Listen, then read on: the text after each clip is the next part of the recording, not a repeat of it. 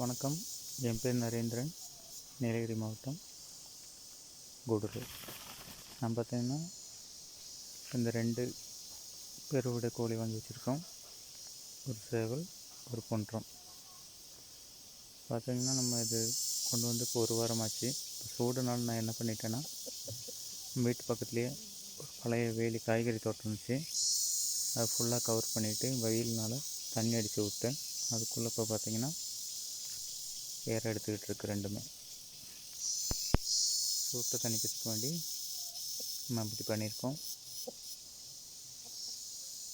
நம்ம இப்போ தான் ஃபஸ்ட்டு பேட்ச் ஆரம்பிச்சிருக்கோம்.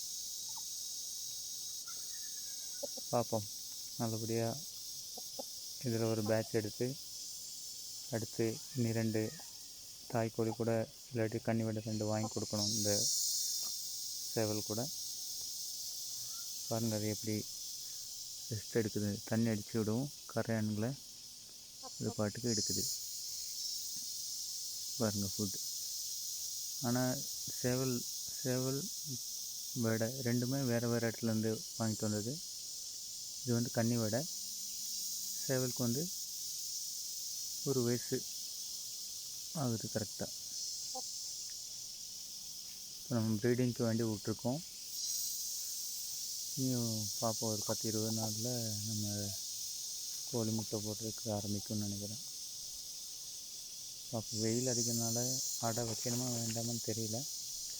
வெயில் கம்மியாக இருந்தால் தான் அடை வைக்க முடியும்.